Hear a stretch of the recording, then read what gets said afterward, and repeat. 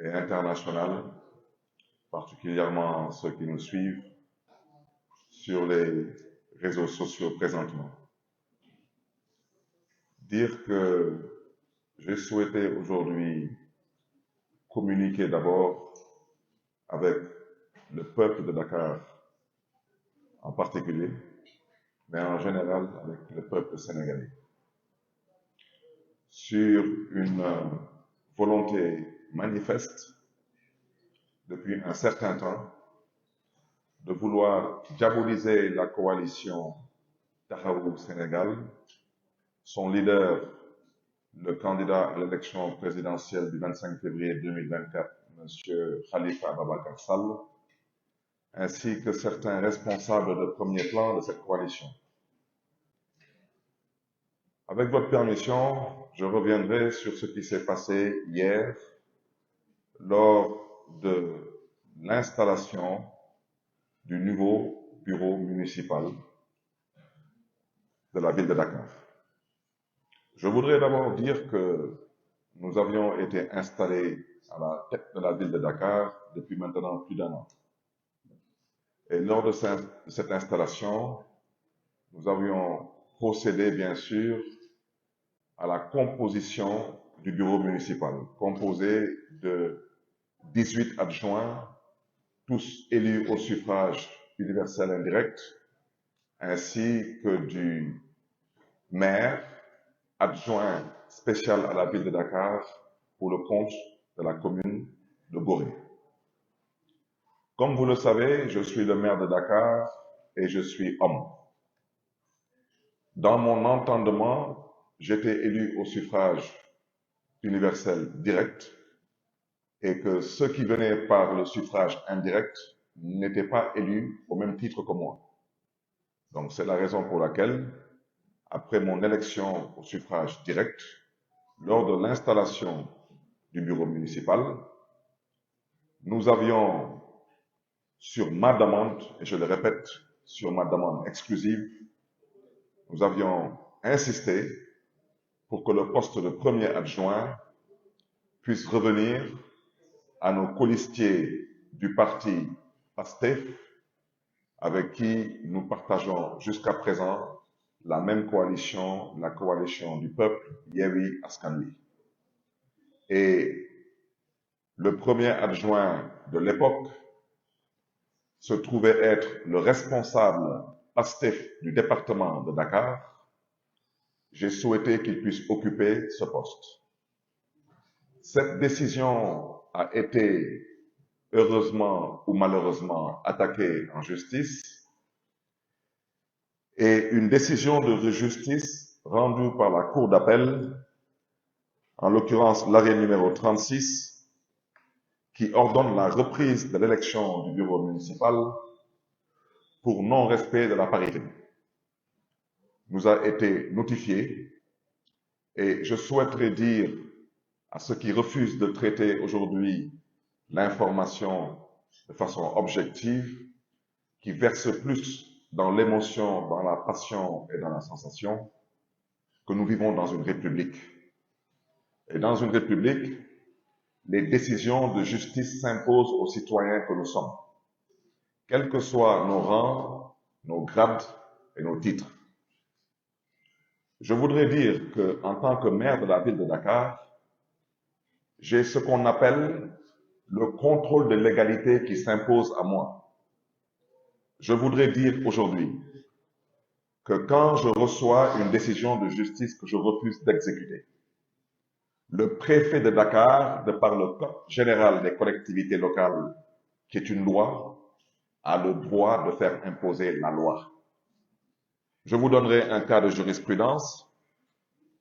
Lors de la transition vers l'acte 3 de la décentralisation, on avait demandé au maire de Dakar, à l'époque, M. Khalifa Sall, de faire voter un deuxième budget dans une même année budgétaire, ce qu'il avait refusé avec le conseil municipal de faire.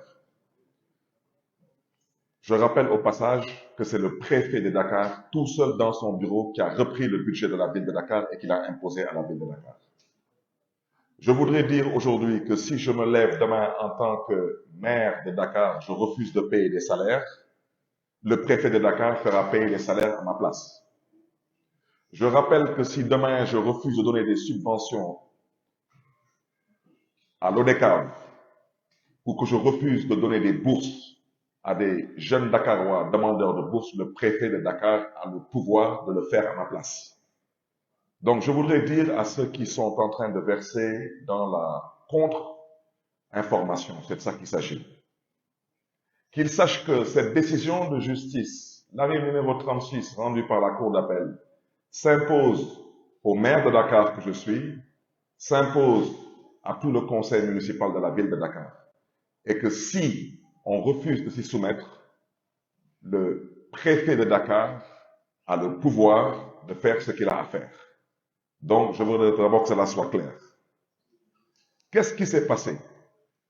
Nous avons un conseil municipal et que nous avons ouvert une séance ordinaire de ce conseil municipal hier. Nous avions proposé un ordre du jour de 8 points.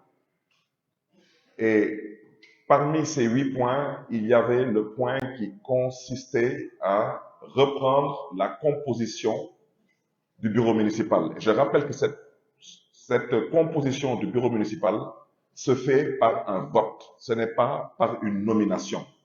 Je n'ai aucun pouvoir, moi, Barthélémy Diaz, de sortir un conseiller municipal ou de mettre un conseiller municipal sur la touche ou de combattre un conseiller municipal. Je n'en ai pas le pouvoir. Nous faisons de la politique et en politique, nous cherchons dans un premier temps à avoir le consensus. Alors, qu'est-ce qui s'est passé? Comme vous le saviez bien sûr, le premier adjoint ne pouvait pas être un homme. C'était impossible. Alors, pour savoir raison garder, en reprenant la composition du bureau municipal, je souhaiterais que les journalistes, j'ai fait véhiculer cette fiche, je pense que vous tous vous l'avez. Si vous ne l'avez pas, Pape Konaré, j'ai bien demandé, non, donnez les fiches s'il vous plaît, ce n'est pas des archives à garder par devers vous. Vous les distribuez et vous allez voir vous-même la première monture. Elle est là. Voici la première monture. Et ça, nous l'avons arrêté de façon consensuelle. Le premier adjoint est Tahaou, c'est une femme. Le deuxième adjoint est un homme. Je rappelle que le FSDBJ n'était plus membre de Yewwi Askan Wi. Mais pour nous, Yewwi Askan Wi, c'est d'abord un esprit. Parce que personne ne nous fera croire à nous que M. Cheikh Bamba Dièye n'est pas un opposant. Le troisième adjoint se trouve être une femme. C'est le PASTEF. Je rappelle que Mme Mami Aoudjian est la présidente des femmes du département de Dakar. Et au besoin, vous pouvez aller vérifier. Et on me dit que dans un certain réseau social, pour ne pas dire dans certains réseaux sociaux, on vient nous faire croire maintenant que subitement, on a renvoyé Mme Mami Aoudjian. C'est quel genre de parti ça? C'est quoi des partis où on renvoie des gens sans passer par les instances de base, seulement parce que les gens ont accepté de servir le peuple de Dakar? Le quatrième adjoint est un homme et il est du pur. Le cinquième adjoint est une femme, elle est de Tahaou. Et le sixième adjoint est un homme, il est du PASTEF. Et il faisait partie du premier bureau. Et son nom est là, Mohamedou Mokhtar Makasouba, que je salue au passage parce que c'est un homme pour qui j'ai beaucoup de considération et de respect. Mais je respecte aussi sa posture. Il a choisi de ne pas siéger au niveau du bureau municipal. Il a bel et bien été approché. Son nom figure en 6e position. Il a décidé, lui, de décliner l'offre. Le 7e adjoint est une femme et c'est le pur. En l'occurrence, Mme Jacqueline Faye-Bagnan. Le 8e adjoint est un homme et c'est le grand parti. Le grand parti du président Malik Gakou, que je salue au passage. Je voudrais rappeler que le grand parti n'a qu'un seul conseiller municipal sur 100 conseillers. Et on leur a donné un poste d'adjoint. Et je rappelle que monsieur Maouloud Diakhaté du grand parti était aussi membre du bureau municipal dans le premier bureau municipal. La 9e adjointe s'appelle Madame Khadija Silla, elle est du parti PEM. Le PEM, c'est le parti du ministre d'État Habib Sy. Je rappelle que Madame Khadija Silla faisait partie du premier bureau municipal. Et je rappelle que Monsieur Habib Sy n'a qu'un seul conseiller municipal sur 100 conseillers municipaux. Il figurait dans le premier bureau municipal et il figure aussi dans le deuxième bureau municipal. Le 10e poste revient à Tahaou, occupé par le responsable des jeunes du département de Dakar, en l'occurrence Bassirou Samb. Le 11e poste revient à Besdouniak,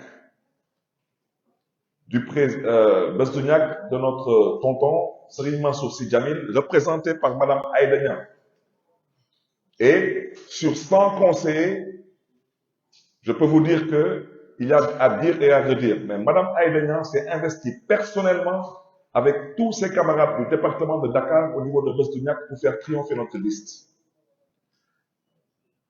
Le 12e poste revient au Tahaou.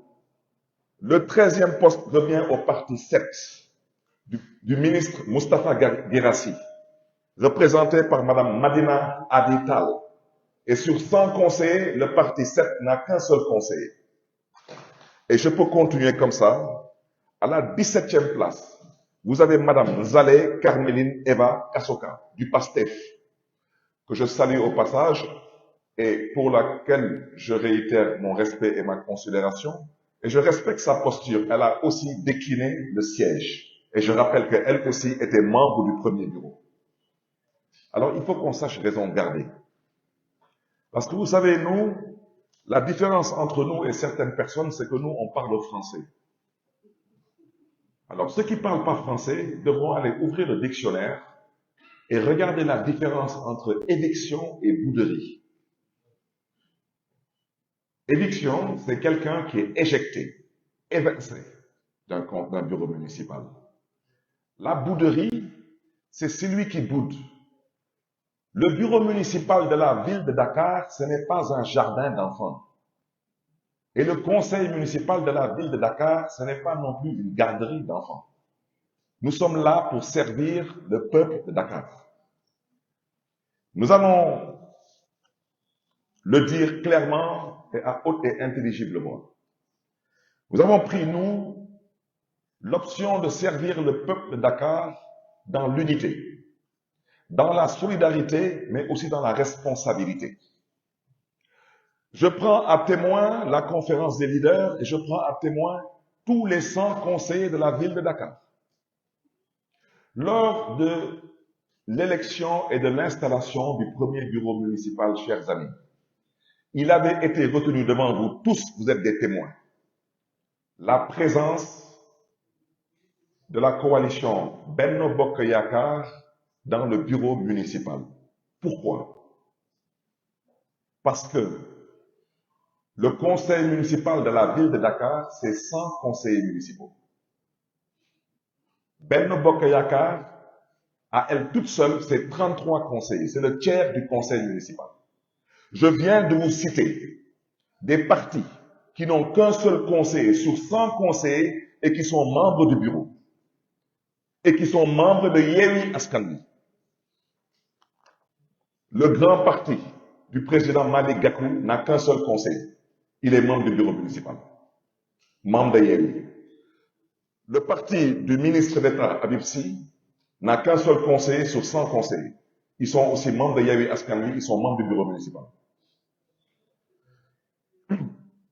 Le parti du ministre Moustapha Guirassy n'a qu'un seul conseiller sur 100 conseillers. Ils sont aussi membres du bureau municipal.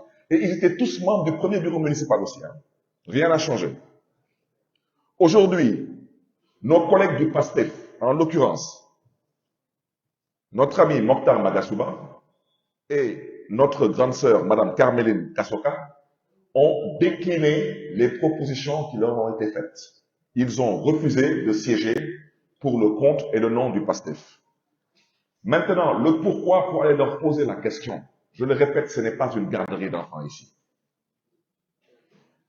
Lors de l'installation du premier bureau, nous n'avons pas réussi à faire rentrer la coalition Benno Bokk Yakaar.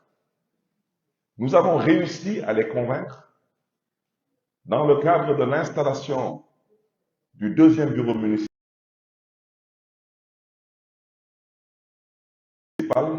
à venir servir et travailler pour le peuple de Dakar, ce qu'ils ont accepté difficilement. Je le répète, très difficilement. Mais j'en rends grâce à Dieu.